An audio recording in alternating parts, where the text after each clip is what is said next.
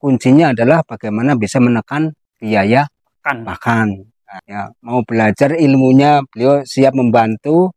Jadi intinya tinggal silaturahim, kontak-kontak. Nah, jadi beliau insya Allah siap. Nah, solusi pakan ternak di musim kemarau. Assalamualaikum warahmatullahi wabarakatuh. Sahabat Panmos yang semoga diberkahi Allah Subhanahu wa taala. Jumpa kembali. Pada kesempatan ini saya lagi berkunjung ke Nusantara Farm. Bagaimana sih untung ruginya atau manfaat madorotnya menggunakan pakan silase? Nanti akan diterangkan oleh Master Silase dari Pemalang. Silahkan teman-teman. Assalamualaikum warahmatullahi wabarakatuh. Selamat siang sedulur semua.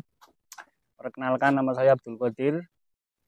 Saya selaku ABK dari Nusantara Farm, Desa Sikasur, Kecamatan Belik, Pemalang Selatan, Lur. Untuk masalah hari ini, tema hari ini tuh tentang pakan di musim kemarau. Yang notabene kalau kemarau itu kan susah mencari hijauan ya, Lur. Jadi kita sebagai peternak harus punya inisiatif mengolah limbah atau ketersediaan pakan yang tersedia di lingkungan kita, Lur. Kita bahas tentang pakan silase. Kebetulan di daerah saya itu potensi dengan limbah hasil pertanian singkong. Jadi kita manfaatkan di situ limbah dari olahan singkong itu sendiri biar menjadi sebuah pakan yang layak untuk ternak kita, khususnya kambing dan domba, Lur. Perbedaan yang membedakan antara fermentasi dan juga silase itu pada apanya? Kadang orang menyebutkan ada fermentasi, ada silase. Nah, terus juga berapa cara pembuatannya dan juga berapa lama supaya silase atau fermentasi itu betul-betul layak untuk pakan ternak. Kalau untuk silase dan fermentasi itu, kalau menurut saya itu perbedaannya hanya di penambahan probiotiknya. Jadi kalau silase itu dengan catatan bahan kita arit dengan proses pelayuan beberapa hari untuk menurunkan kadar air. Setelah itu dicacah lalu dimasukkan ke dalam wadah berupa plastik atau silau atau bunker ataupun drum. Bebas. Yang penting di situ ada proses pemadatan sehingga terjadi vakum, kedap udara atau anaerob yang itu memang menjadi salah satu syarat terjadinya proses fermentasi atau silase tersebut. Nah, untuk perbedaannya antara fermentasi dan silase itu sebenarnya kalau kita sebut itu silase itu fermentasi juga, cuman dia cenderung ke pasif. Karena di situ terjadi proses fermentasi, cuman probiotik atau bakterinya itu memang bawaan dari bahan yang kita chopper itu, yang bisa kita jadikan bahan itu. Nah, kalau fermentasi itu ya memang ada penambahan probiotik dari luar. Jadi istilahnya prosesnya itu butuh melibatkan probiotik yang Kimiawi kayak jenis M4 atau apalah yang ada di pasaran itu. Oh ya, jadi teman-teman, jadi jangan khawatir ya. Jadi seandainya kita peternak kemudian sementara mungkin ngarit atau bang pakannya menipis dan sebagainya atau kurang tersedia, jangan khawatir teman-teman, bisa menggunakan fermentasi ataupun silase. Dan itu bisa untuk bisa 1 bulan, 2 bulan, bahkan mungkin bisa tahunan ya. Ya, secara teori itu 36 bulan. 36 bulan. Kalau di sekitar 3 tahun. 3 tahun ya. Dalam catatan tidak dibuka tutupnya kayak gitu. Iya, iya. Gini Pak Dul, ini tadi kan sudah menerangkan tentang masalah pembuatan silase. Nah, terus adapun jumlah ternak yang ada di Nusantara Farm ini berapa? Kemudian juga untuk pola pakannya itu apa seluruhnya pakai menggunakan silase atau tidak, dan berapa kali dalam 1 hari ini? Berarti untuk pakan itu kita aplikasi 2 kali sehari. Berarti pagi silase, terus siang kita berikan konsentrat, terus sore sekitar jam 4-an itu dikasih lagi pakan silase lagi, plus sedikit ampas tahu, gitu seterusnya. Itu dengan pola seperti itu kita berharapkan untuk jamnya ya pasti di jam-jam itu untuk biar ternak gak kaget kayak gitu maksudnya. Jadi harus rutin, misalkan jam 4 ya jam 4 Ya, terus. untuk pemberian pakannya jamnya kayak gitu. Biar enggak apa istilahnya terbiasa dan teratur lah. Oh ya, ini Pak Dul, ini kan di saat kadang musim hujan banyak rumput, banyak hijauan. Tapi di satu sisi juga ada yang ingin menggunakan silase.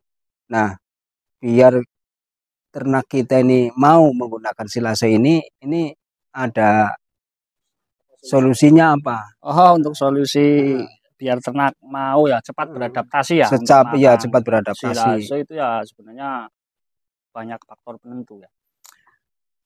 Utamanya ya kalau silase itu kan yang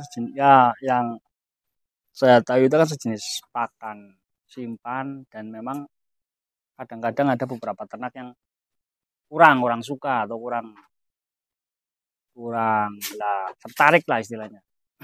Jadi untuk solusinya memang perlu tahu pembelajaran, diajari untuk sedikit-sedikit dikasih pakan silase itu.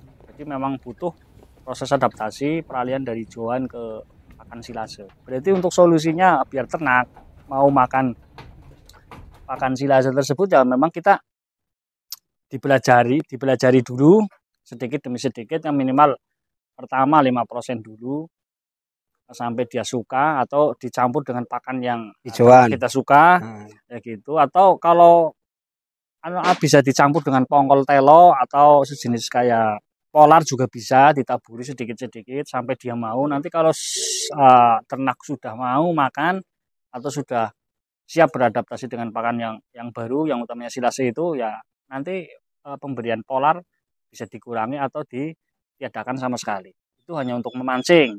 Untuk memancing istilahnya dia supaya mau makan pakan silase tersebut. Nah, itu ngomong-ngomong soal polar tadi ya, itu polar itu bahannya dari apa, jenisnya? Oh, kalau polar itu setahu saya gandum yang diseleb batangnya dan buahnya kayak gitu. Kayak gitu. Kalau polar itu yang menurut literatur yang saya baca memang dari gandum. Intinya berarti biar menjadi solusi, berarti manfaatkan yang ada di sekitar kita. Ya. Untuk limbah olahan terbanyak di sekitar kita, kita olah sebagai pakan lah. Kalau kita sendiri kan di sini kita manfaatkan dari limbah olahan singkong. Jadi kita pakai di kandang kita itu daun singkong, batangnya digiling halus, terus ada juga kulit singkongnya kita giling juga, kita manfaatkan dengan campuran yang tentunya disesuaikan lah. Itu nanti diperam beberapa hari melalui proses silase itu, nanti siap untuk diberikan ke ternak tanpa takut keracunan, karena yang kita kenal itu kan singkong itu kadar HCN atau cyanidanya itu kan tinggi. Jadi sedulur ternak mungkin kan banyak yang takut, bahkan mungkin ada yang trauma. Nah, misalkan kambing saya dikasih pakan daun singkong atau singkongnya keracunan atau mencret atau bagaimana, itu karena terlalu banyak pemberiannya. Jadi perlu adaptasi dulu. Kalau pakan apapun yang baru kita berikan ke ternak kita, sebenarnya itu jangan terlalu over. Jadi artinya dicampur atau diberikan secara sedikit-sedikit kayak gitu.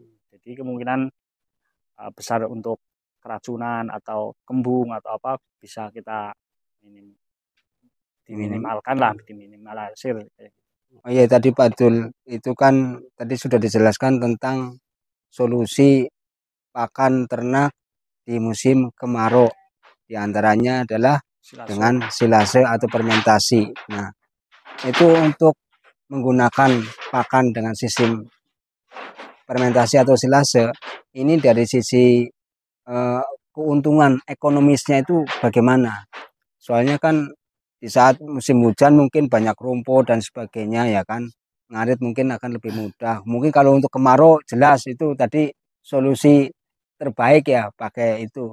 Tapi di saat menggunakan misalkan rumput-rumputan yang ada ya, dengan menggunakan biaya dengan menggunakan silase atau fermentasi ini kira-kira lebih ekonomis mana? Soalnya kan ini harus diperhitungkan juga biar kita ini peternak untung ya. peternak untung lah, intinya kan gitu.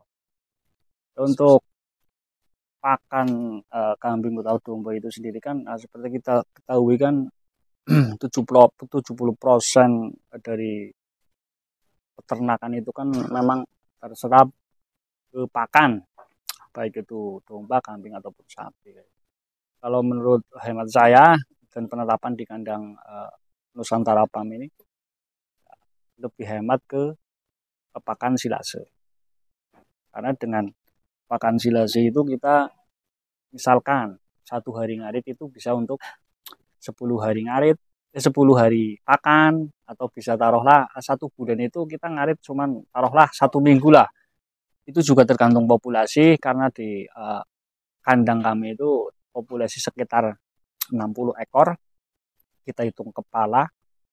Jadi kalau untuk hijauan itu saya rasa kesulitan, terutama untuk musim kemarau seperti saat ini. Jadi untuk kalau musim hujan sih kemungkinan masih bisa lah, masih bisa walaupun istilahnya melibatkan banyak orang untuk ngarit, untuk cari rumput. Kalau di kandang Nusantara Farm ini, kalau dikonversi dibandingkan pakan hijauan dengan istilahnya pakan fermentasi atau silase, saya rasa lebih hemat di pakan silase. Karena pakan silase itu kosnya itu HPP-nya sekitar 600 perak per kilonya itu. 600 perak per kilo. HPP-nya berarti nilai apa? Kita produksinya itu di angka sebegitu. Itu belum menghitung paling ditambah biaya istilahnya distribusi pengangkutan dari kebun ke kandang. Ya mungkin di angka sekitar 750 atau 800 perak per kilonya.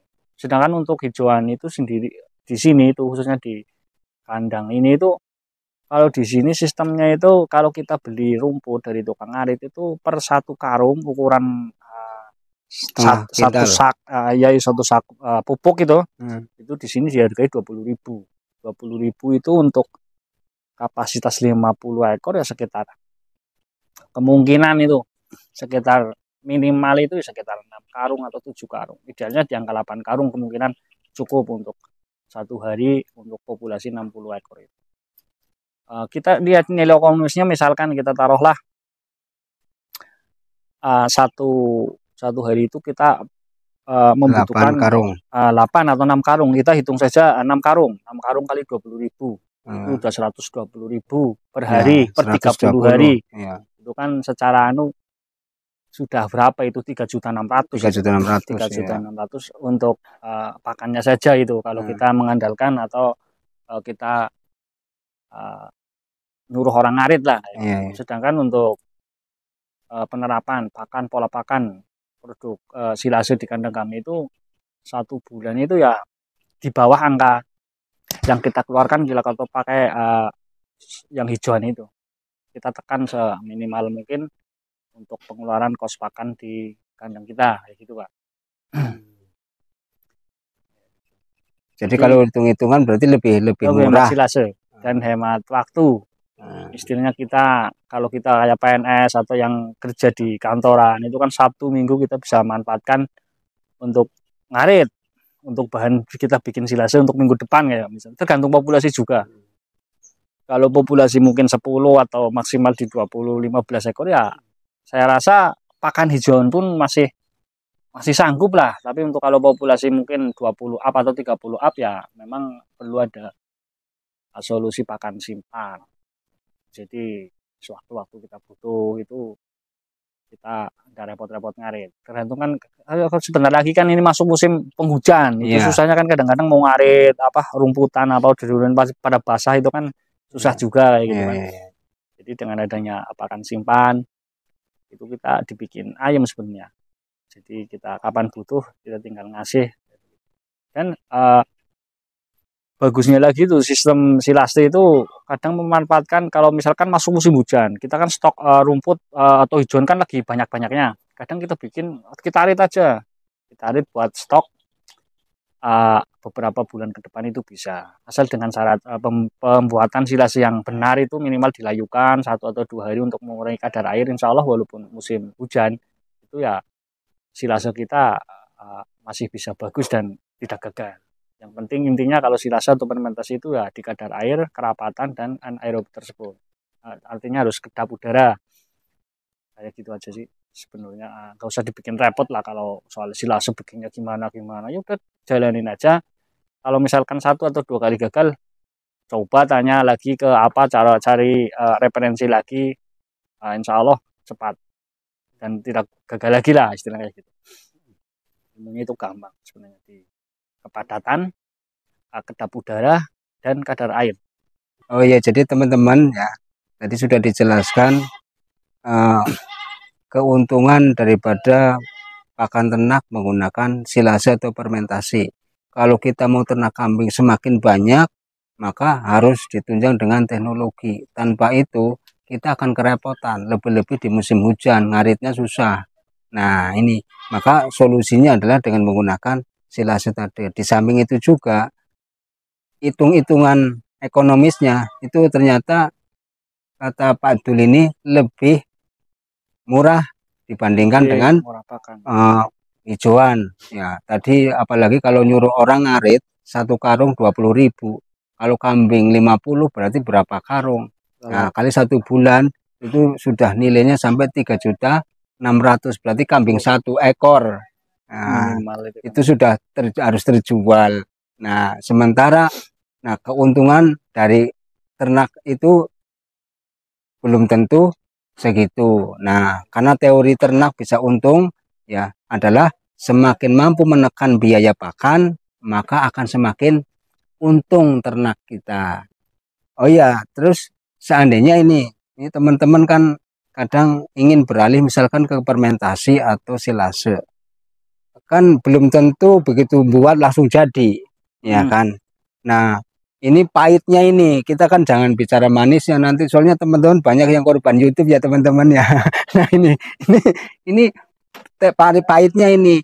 Jadi kalau mau beralih ke fermentasi atau silase, berarti kan harus ada adaptasi. Nah, sebelum kita bisa membuat sendiri, berarti kan mungkin perlu solusi, yaitu mungkin dengan cara membeli pakan yang sudah jadi atau gimana. Nah, seandainya iya ada teman-teman yang siap untuk sementara beli dulu sambil belajar buat silase sendiri.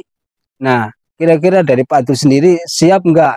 Artinya menerima pesanan. Oh, kalau untuk itu monggo sedulur ternak sedaya kalau mungkin mau mencoba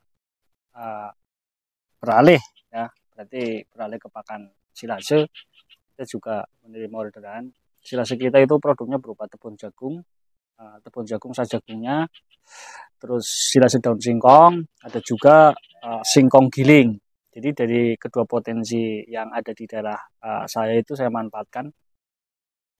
Barangkali ada yang berminat bisa menghubungi kontak person kita di 0823 2482 4941. Monggo japri mawon lur ke kontak tersebut.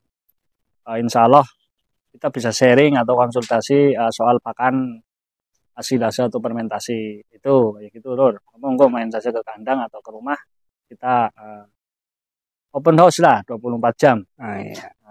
Solusi pakan untuk kebutuhan ternak-ternak panjenengan sedaya. Intinya beliau sudah terbuka, mau yang siap saji ada, ya mau belajar ilmunya beliau siap membantu.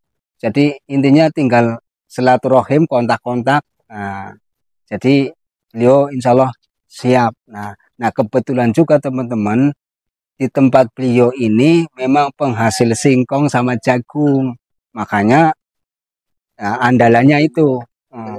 Dan harganya insya Allah murah karena apa? Karena memang tempat tempatnya di sana ada Lumbungnya jagung. istilahnya. Nah, jadi di sana itu ada rata-rata itu petaninya jagung sama singkong. Nah, beliau memanfaatkan limbahnya ini. Makanya dan limbah singkong sama jagung itu adalah proteinnya Ya, terkenal anu lah tinggi. tinggi. Nah, dan juga insya Allah harganya akan lebih murah karena beliau di tempat langsung. Beda dengan di pasar. Itu sudah diambil keuntungan-keuntungan juga para tengkulak. Kalau beliau enggak, langsung di lapangan. Nah, jadi insya Allah bisa murah, meriah, dan insya Allah ternak kita bisa berkah. Amin, amin. Amin ya teman-teman. Jadi tunggu sesi berikutnya, insya Allah akan jumpa kembali.